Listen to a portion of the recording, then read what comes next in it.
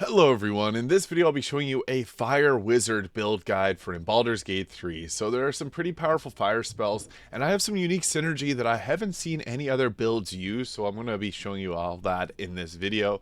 This is a very unique build, and we're going to obviously take the wizard here as our first class.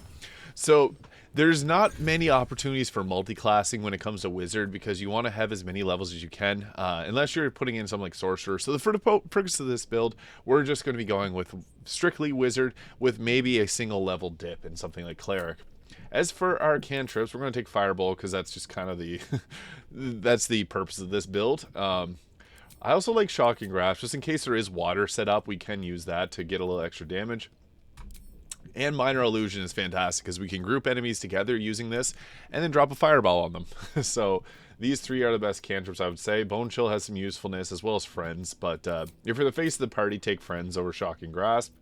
As for our spells, we're going to take chromatic orb. This is the only fire spell that we can get at early level alongside burning hands, but burning hands isn't amazing compared to some other spells, so chromatic orb being the same if not more damage, we're going to stick with that. Now we're also going to take something like shield. Shield has a lot of usefulness here to increase our armor class by 5.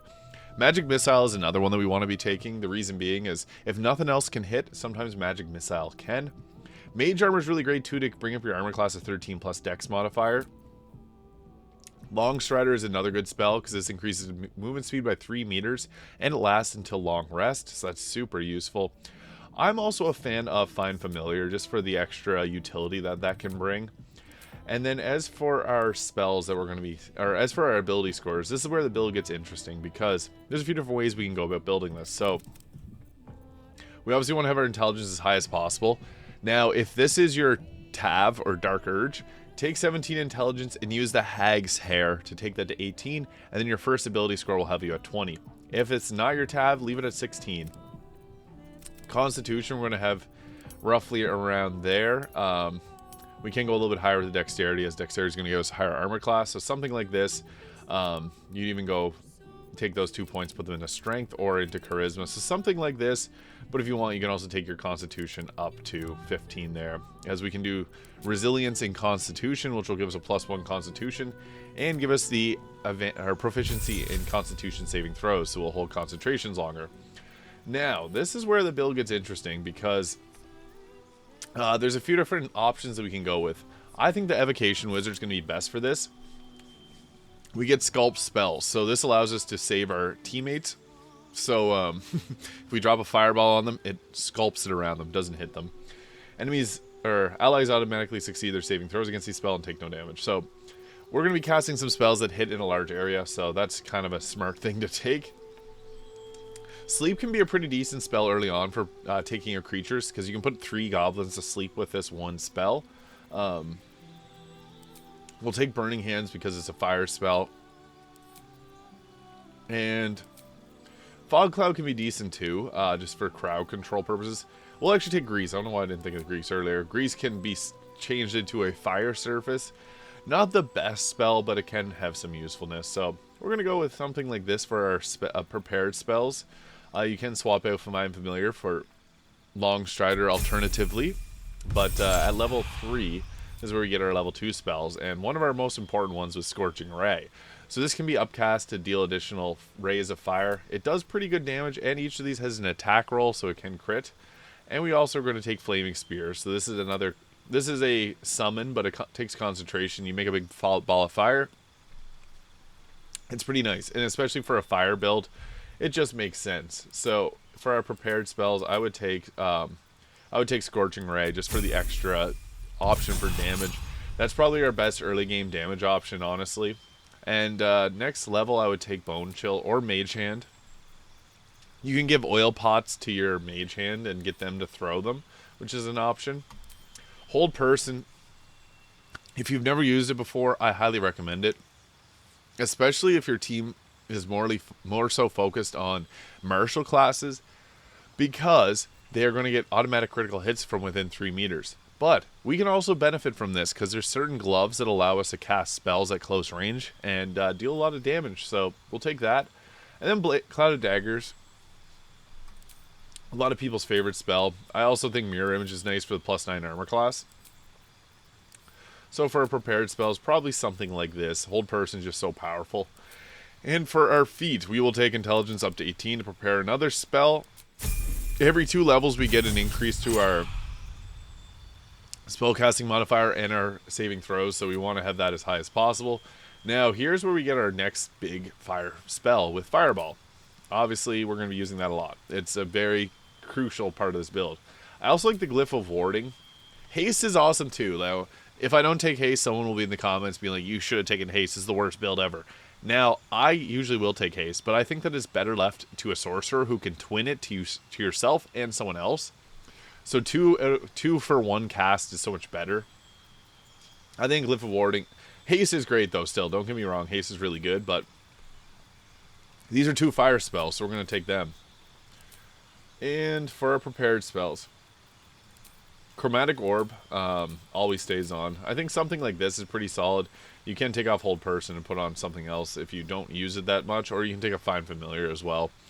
Find Familiar can be nice, but it also kind of caps off at like level 5-ish. It usually gets one-shotted anyways. At level 6, we get Potent Cantrip. Your cantrips become harder to avoid, and when they succeed saving throw against it, they take half the cantrip's damage, but no additional effects. So Firebolt, more damage. Counter Spell is probably one of the best spells to take in the game. This is a reaction that stops the spell from being cast. That is just super powerful. If you see your teams grouped together and the enemy's trying to cast Fireball, stop it with Counter Spell. And Lightning Bolt's good. I'm going to take Haste, though, because Haste is a really great spell. I also really like Animate Dead. Create an undead servant from a corpse. Super useful. We'll take Counter Spell for our spell there. So the Wizard gets more spells every level, but also every time your intelligence increases. Every time your intelligence increases. So once we get to higher levels, we can take more intelligence. You can even use the Mirror of Loss to get an extra spell.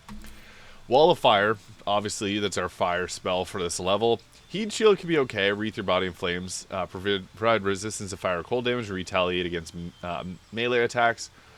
It can be useful, but not the best. I think that Conjure Minor Elemental is great here. So we're going to take that. Confusion can be another good crowd control option, so don't be afraid to potentially take that down the road. And we'll take something like this for our spells. It's tough figuring out which ones to take and keep, but I think that those are the best, most powerful ones. I'm going to take Confusion and Animate Dead. Animate Dead is just underrated. Just having extra bodies around is useful, and you can always prepare it, summon it, and take it off later. We're going to take our Intelligence up to 20, just the main stat we want. So we obviously want to have that as high as possible. Now at level 9, we get to take some more strong spells, and I think Conjure Elemental is fantastic here. I think Cone of Cold is the best level 5 spell in general, but doesn't fit with our build at all, so we're not going to take that. But Hold Monster is another really great one. This can really trivialize some endgame encounters, so we'll take that. And then for our spells, we'll go with this. So we're taking all of our fire spells, plus our Conjure spells, plus our Hold Person spells. Now, this is where things get great. Your Grasp of Evocation magic is tightened. You add your Intelligence modifier to damage rolls with any Evocation spells. So, Scorching Ray, multiple damage rolls. We get to add our +5 to each of them. So all those beams will deal an additional +5 damage. So 6d6 fire, and so each of them gets a 2d6 fire damage +5. So that's huge. We also have Wall of Fire there, and Fireball evocation spells. These don't have attack rolls, whereas the Scorching Ray does. So just a little note there. I don't see a lot of people talk about that. But these won't get the benefit from it, unfortunately. It's just, it gets added to damage rolls, and these don't have the same effect from what I've experienced. So, Scorching Ray, it benefits a lot, though. Now, for our spell, probably Mage Hand, but even Ray of Frost can be decent. Doesn't fit with this build, but I really like Cone of Cold. I think it's a very powerful spell. We'll take it just in the odd chance that you have like a weather team set up, because the fire sorcerer can actually contribute to it. If you have a storm sorcerer and like if you got lightning and water set up, the fire can actually help by changing ice into water again. So it actually has some usefulness, and if you add that in, it's not a bad spell just for the effects that it can bring. Now for the last spell, Dominate Person or Planar Binding can be great. We're not going to prepare them, so we'll mostly focus on our earlier spells. Something like that. And then for level 11, this is where we get our level 6 spells. And unfortunately, there's no powerful fire spell. Chain Lightning being a really great spell. Disintegrate can be okay. Eye Bite is another decent spell.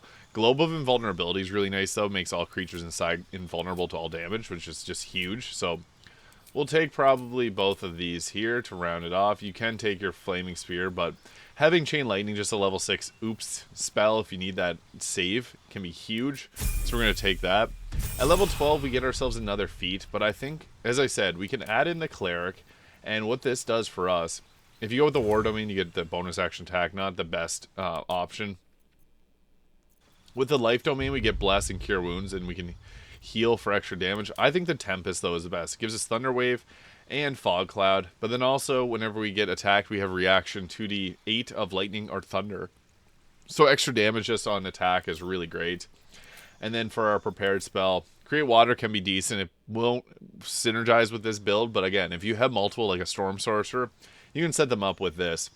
I like Healing Word, though, for the bonus action heal. So if you have a teammate that's downed, you can bring them back up with that. And I'm going to get into how this build can actually go pretty crazy here in a moment. So, yeah, I'll be going over the gear options now. So with this build here, I have the Wave Mother's Robe, so it gives resistance to fire and cold damage, which is kind of nice because we do have... I have the Pyro Quickness hat on, so when you deal fire damage with a leveled spell, you burn yourself and gain an additional bonus action this round. There's some synergy here. Now, if you're a sorcerer and you use this, you gain the 2 bonus actions. Your Quicken spell will actually use both bonus actions, which is a weird little glitch.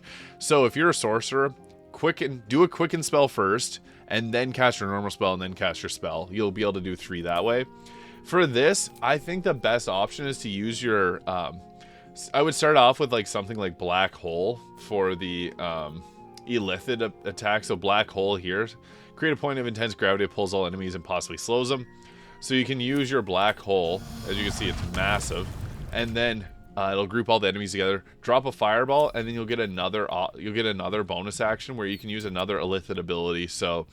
this can be really powerful. If you're not using Illithid abilities, there's some other actions that you could use for bonus, like the heals that we got here, so you can bring up a teammate. I do think it's worth taking the Illithid abilities and making sure that you can use them as bonus actions. That is huge. There's some other options you can go with, but Kareska's Favor, this is another big component. I'm always a fan of the Bolts of Doom giving you Chain Lightning for free, and the Dark Winter giving you Cone of Cold for free. But for this build, we're going with the Flame of Wrath, because this will give us our additional damage, fire damage additional to your proficiency bonus. So we get a +5 to our fire damage. And it makes our weapons look really cool too. But then we also get a free Fireball and a free Wall of Fire. So it might end up aggroing Scratch if I drop that Fireball, so I'm not going to do that. But you'd also go with the Band of the Mystic Scoundrel too, if you wanted to go with 2 daggers.